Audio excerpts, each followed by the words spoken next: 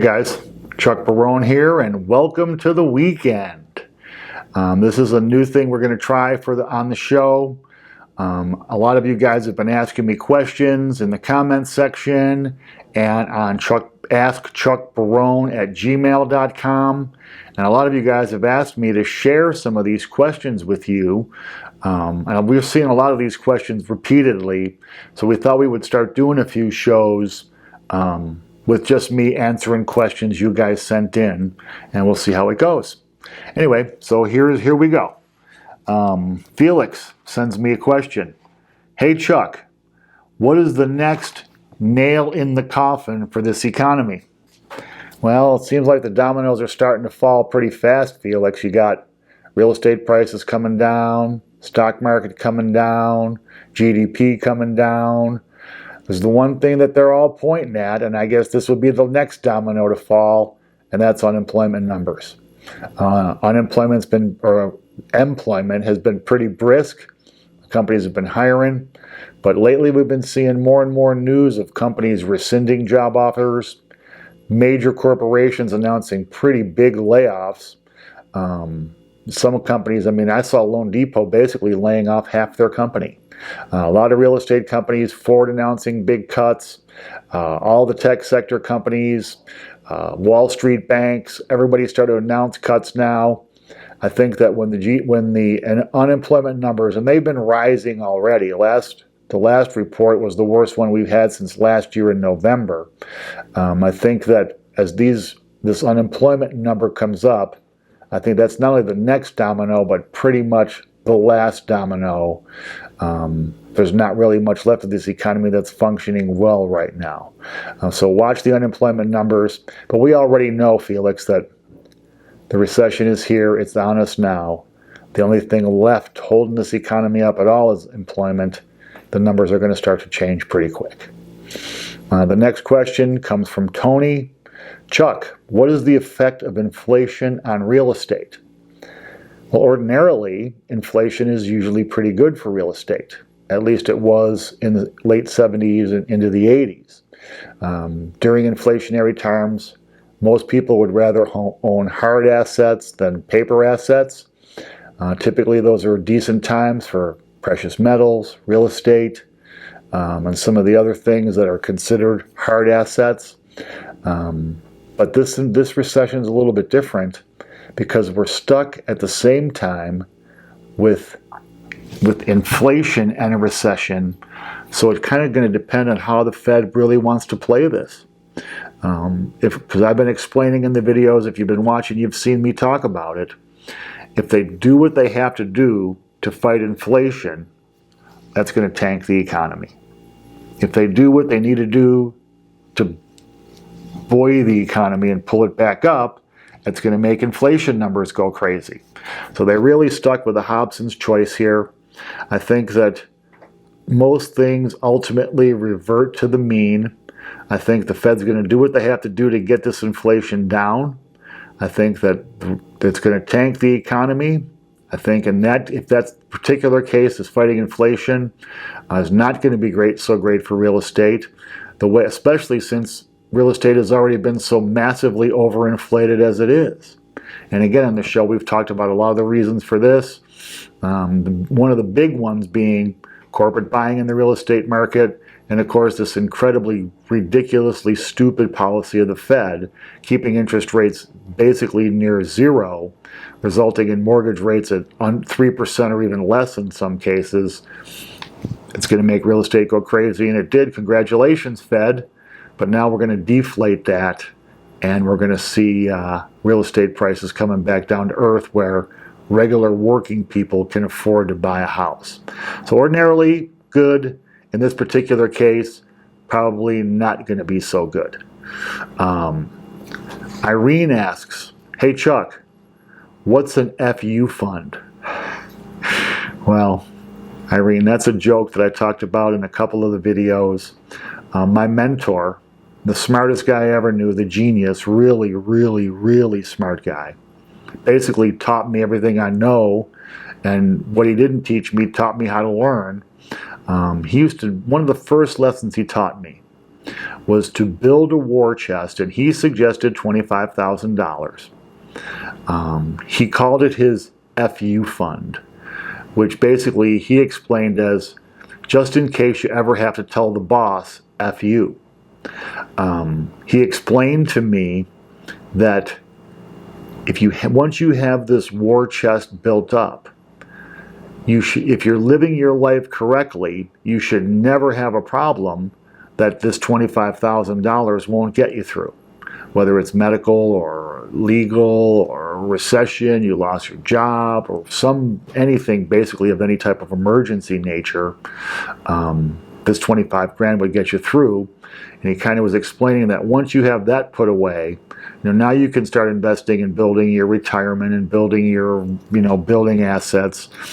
He emphasized that this was really the first step toward real wealth, because without the security of knowing that you have what it takes to survive any eventuality, you're never truly wealthy. So that's the reason he called it an FU fund. I guess these days it could be for a lot more reasons than just having to quit your job or a disagreement with your boss or whatever.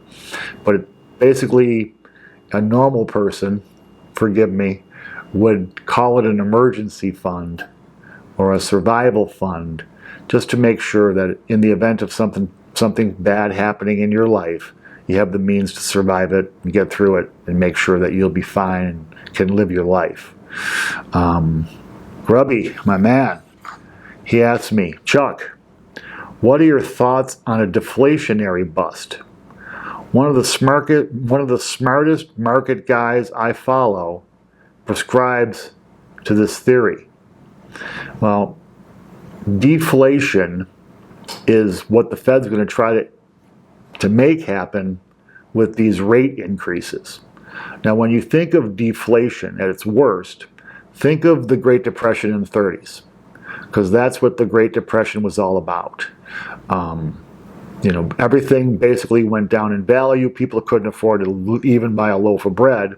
So literally, once it started spiraling down, it kept going down. Now, in those days, the Federal Reserve was a little more handcuffed than they are now, because the dollar was fully backed by gold. The dollar was still on the gold standard, at least when the Depression started. And they didn't have the ability to do what they do now during a deflationary cycle of pumping more money into the system to kind of reinflate it. Actually, the Fed's gotten a little carried away with doing that when they aren't in a deflationary environment. I think that the Fed is going to try to deflate this economy a little bit in real estate and the stock market and other bubbly assets. I think that if they're not careful, there's a very fine line here they're going to have to kind of walk, because if they put too much rate and crash the economy, which is the plan ultimately, but it leads to everybody desperately can't afford to buy anything, and everything starts to come down in price. Now the Fed's stuck with now they would have to basically pump, after taking all the money out of the system and creating the deflation, now they'd have to start the cycle all over again and re-pump money into the system, pump the system back up and reinflate the bubbles. Hopefully that won't happen. So I think we're going to see an induced deflationary cycle, at least technically. I think that Chairman Ben Bernanke back in the day, when he talked about, he was a big student of the Great Depression, and he said if he was faced with anything like that as Federal Reserve Chair, he would literally print money and shove it out of helicopters. So the Fed has the means today that they didn't have during the 30s and the biggest deflationary cycle to just push money into the economy. It's fiat, obviously, not gold-backed dollars, so it's a little bit different. They have to usually use more than they would back then. But I don't really see that getting out of control, just because the Fed has proven themselves so masterful at inflating the economy. I would like to see a little bit more information about what your market guru why he thinks that way, maybe you could send me a letter or an email or even in the comments section. I'd like to do a little bit more research on that and see why he thinks what he's thinking. Finally, and these two questions are both a little bit similar. Kumar asks, thanks, Chuck. What about in the moment when the debt bubble implodes like Greg talks about, please? And Bill asks, what are your thoughts about a liquidity crisis that Greg is preaching about? Do you think a lockup of the system is actually going to happen? And will there be pandemonium in the streets? Now, these guys are both referring to my friend, my mentor in this YouTube business, Greg Manarino, who's been advocating that the system is illiquid, it's going to freeze up, and when it does, people won't have access to their funds or their credit cards, total impoverishment. I think that when you think of a liquidity crisis, think of 2008. The last time we had the housing bubble bust, there was a lot of demand for money. There just was no money to be had, at least for home loans.